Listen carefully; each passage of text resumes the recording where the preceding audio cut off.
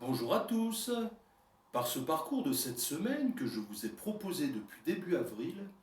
nous avons appris à reconnaître dans tout le vivant l'abondance de l'amour, à mettre en place une discipline de progrès avec nous-mêmes, à nous emplir de compassion à l'égard des autres et à persister avec constance et humilité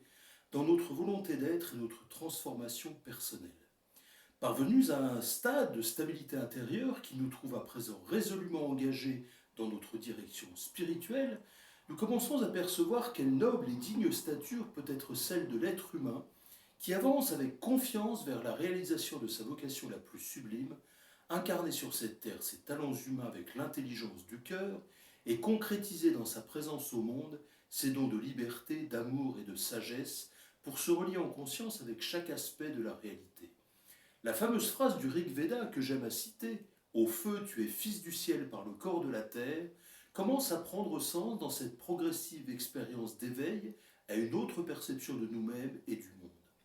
En apercevant au-delà des mécanismes de la personnalité multiple, acquise par mimétisme, que subsistent en nous comme les braises d'un feu intime, cette essence libre qui fonde notre unicité, notre désir de devenir vraiment nous-mêmes s'est embrasé et nous comprenons mieux à présent que cette richesse intérieure doit, pour grandir, s'exercer dans le réel de notre condition terrestre, tout en se guidant sur l'horizon céleste qui nous permet de nous orienter dans notre quête.